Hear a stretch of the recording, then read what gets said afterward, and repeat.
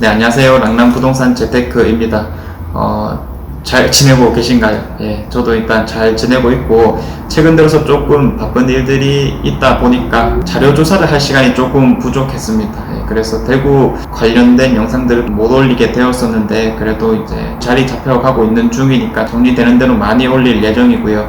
오늘은 이제 주요한 이슈로 한번 들고 와봤습니다. 바로 대구 경북 통합 행정이라고 하는 건데, 최근 대구 부동산에 있어서 대구 부동산도 아니죠. 사실 대구에 있어서 경북에 있어서 가장 핵심이라고 볼 수 있는 주제인 거죠. 자, 그래서 이 대구 경북 행정 통합이라고 하는 것들이 왜 말이 나오게 됐고, 또 어떻게 진행이 되며 우리 대구 부동산에 맞춰서 어떤 점들을 볼 수가 있을까, 이렇게 한번 판단을 해보도록 하겠습니다.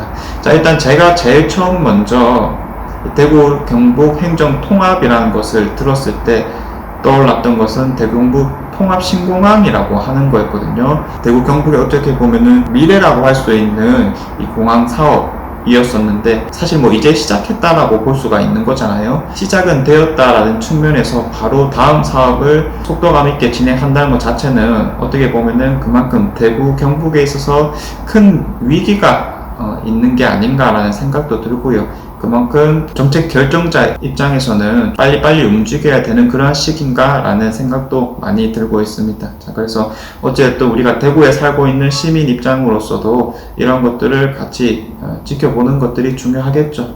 살펴보도록 하겠습니다. 자, 일단 오늘 제가 이제 내용들을 PPT로 한번 준비를 해봤는데, 이러한 대구 경북 행정 통합이란 말이 왜 나오게 되었고, 그리고 어떤 점들을 해결할 수가 있는지, 그리고 우리가 보통 관심 있는 주제인 대구 부동산에 맞춰서는 어떤 것들이 있는지 같이 한번 살펴볼 거고요. 나름대로의 결론도 한번 내보겠습니다. 자, PPT를 지금 같이 보시면 대구 경북 행정 통합이라는 것이 있는데, 부제목으로는 대구 메가시티라는 것이고요. 자, 이런 것들이 왜 나왔는지 한번 살펴보니까, 부동산 지인을 통해서 우리가 인구 전출입된 것을 한번 확인해 볼 수가 있거든요. 자, 대구 경북으로 조금 맞춰서 보게 된다면, 대구 같은 경우에는 최근 3년의 기간 동안 어떻게 순이동했는지 살펴보니까 들어왔는 숫자보다는 나간 숫자가 훨씬 많다라는 거였어요. 자, 대구뿐만 아니라 경북 또한 마찬가지였고요. 사실 경기도 수도권 지역이라든지 충남, 충북, 세종, 그리고 강원도 지역을 조금 제외한다라고 한다면 나머지 지역들은 다 감소했다라는 거예요. 결국 일자리가 조금 더 있는 지역으로 몰렸는 건가, 이러한 예상이 가능한 곳이었고요. 도시는 큰 위기에 닥쳤다라고 볼 수가 있겠습니다. 자, 왜냐라고 하면 도시는 결국 인구와 가장 밀접한 영향이 있는 거겠죠. 인구가 많으면 많을수록 인프라가 더 형성이 되고 더 살고 싶은 곳으로 되고 더 부가가치를 누릴 수 있는 그러한 곳이 된다라고 하는 건데, 인구가 갈수록 줄어든다라고 하는 것은 그만큼 도시의 경쟁력이 줄어드는 것이다 라고 볼 수가 있겠습니다.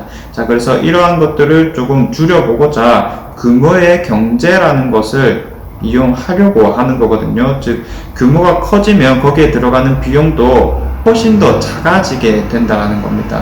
자, 이런 것들은 스케일이라는 책에서 많이 드러나고 있거든요. 이 책에서 말하는 것은 도시나 기업의 크기가 2배로 커지면 어떻게 될까라는 것이고, 이 질문에 대해서 계속해서 답을 내놓고 있습니다. 우리가 조금 참고해 볼 수 있는 주요한 내용으로는, 어떤 도시가 다른 도시보다 2배 크다면 임금, 부, 특허 건수, 교육기관 수 모두 15%씩 추가로 증가했다는 거예요. 단순히 2배만 커진 게 아니라 2배에다가 15%씩 더 추가로 증가가 되었다는 거죠. 그리고 여기에 들어가는 비용들 역시 비슷한 비율로, 즉 비용 같은 경우에는 오히려 절감이 돼서 2배에서 15% 정도가 더 절감이 되었다는 거죠. 이만큼 규모가 커지면 커질수록 비용이 줄어든다는 것은 전 세계 도시들에서 확인할 수 있었다, 그런 연구 자료가 있었다라고 발견할 수가 있었고요. 자, 이런 것들이 무조건 좋으냐, 그런 것만은 아닙니다. 어떠한 범죄라든지 아니면 병이라든지 이런 것들도 단순히 2배가 늘어난 게 아니라 2배에서 15%씩 더 추가로 증가했다라는 내용도 있었고요. 어쨌든 대구 경북에서도 인구가 줄어들고 경쟁력이 줄어들고 있는 상황에서 이러한 문제점들을 좀 타개해보자 라는 생각에 대구 경북 행정통합이라고 하는 것들이 나왔다라고 보시면 되겠습니다.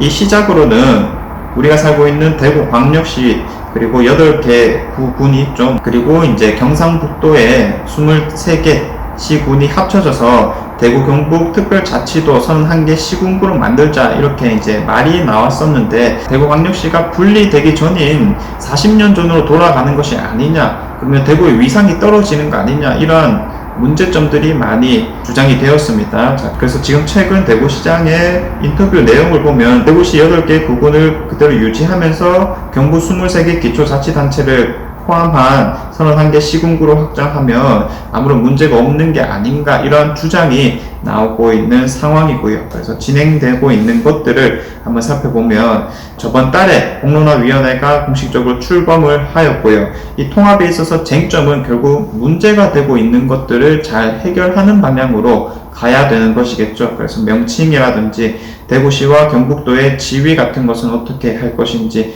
체계 이런 것들도 분명히 있겠죠. 그리고 찬반 주민투표 시기, 재정 배분 같은 것들은 어떻게 할지, 이런 느낌이 있는 거고요. 자, 그래서 이제 목표 같은 것을 한번 살펴보니까 올해 하반기에 시도민 의견 수렴을 하고, 그 다음에 내년에 주민투표 실시 및 특별법을 제정하여서 내후년 2022년에 통합지방정부를 공식 출범하겠다. 그래서 최종적으로 2030년 정도가 되었을 때 모든 것이 이제 안정화가 될 것이다 확인했었고요. 사실 이런 것들은 대구 경북에서만 추진되고 있는 것은 아니거든요. 그러니까 우리가 확인했다시피 웬만한 지역들은 다 인구 유출이 되고 있는 상황이었죠. 그래서 광주, 전남, 부산, 울산, 경남, 세종, 대전 이런 곳들이 행정 통합을 시도하려고 하고 있는 그런 단계다라고 볼 수가 있겠고요. 어쨌든 우리가 부동산을 바라보는 입장에서 이러한 것들이 어떻게 좀 적용이 될 것인가 살펴볼 필요도 있는 거겠죠. 자, 결국은 좀 쉽게 생각을 했을 때 일자리나 뭐 공장 이런 것들은 땅값이 좀 싼 지역으로 갈 것이고, 그리고 우리가 주거하는 곳은 결국 인프라가 좀 더 확충되어 있고 학군이 괜찮은 지역 쪽으로 몰릴 수밖에 없다라는 판단 하에서 광역교통 거점으로의 관심이 조금 더 증가하지 않을까, 이렇게 이제 생각이 듭니다. 광역교통이라고 하면은 서대구역이나 동대구역 그리고 대구역 정도가 될 수가 있겠고요.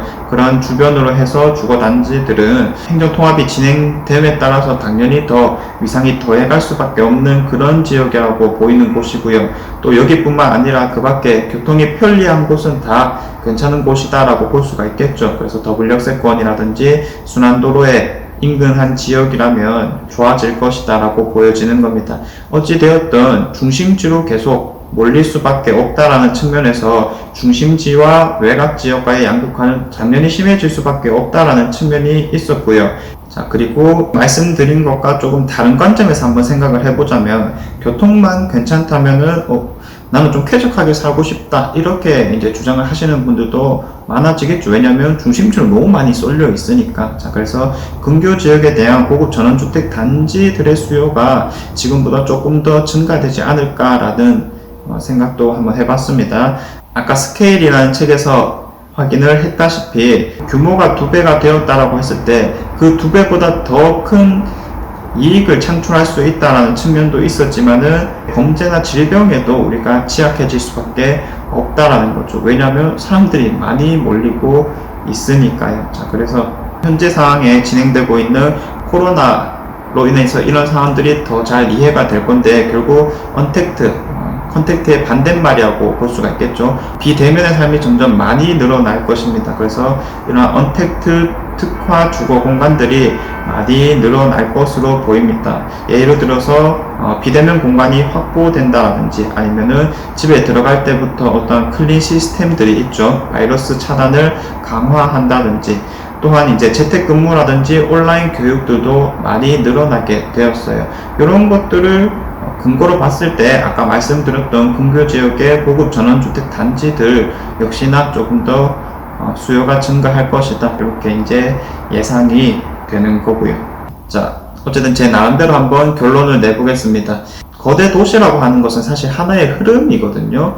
사람들이 정착하고 하나의 사회를 이루고, 그리고 거대 도시를 이루게 되고 이런 것들이 산업혁명으로 조금 더 빠르게 진행이 되어서 지금은 도시들이 커지는 속도가 더더욱 빨라졌다, 주기가 짧아졌다라고 볼 수가 있는 건데 우리가 살고 있는 현재도 그 흐름의 한 부분일 뿐이라는 거죠. 자, 어쨌든 앞으로는 우리가 생각했는 속도보다 더 빨리 유례없는 거대 도시들이 나타날 것이다 라고 이제 많은 학자들이 예측을 하고 있는데 우리 입장에서는 사실 어떻게 진행되느냐가 가장 핵심이라고 볼 수가 있겠죠. 이러한 과정 속에서 시민들의 의견을 묻고 또 투표를 진행한다라고 하니 우리가 많은 관심을 갖고 한번 지켜봐야 된다, 이런 측면이 있는 거고요. 그리고 이런 것들이 서서히 진행된다라고 했을 때 결국은 교통이 발달될 것이 가장 핵심이다라고 볼 수가 있겠습니다. 최근 진행되고 있는 대구경북 행정통합에 대해서 간단하게 한번 알아봤고요. 내가 본격적으로 관심을 가져서 그런 느낌이 드는 건가 싶기도 하지만 속도감이 엄청 빠르다라는 것을 느낄 수가 있습니다. 정말 조금이라도 방심하고 있으면 뒤처지겠구나, 이런 느낌도 정말로 많이 들고요. 자, 아무튼 저나 아니면은 제 영상을 봐주시는 분들을 위해서 중요한 내용들은 또 이제 속도감 있게 한번 정리를 해보도록 할 거고요.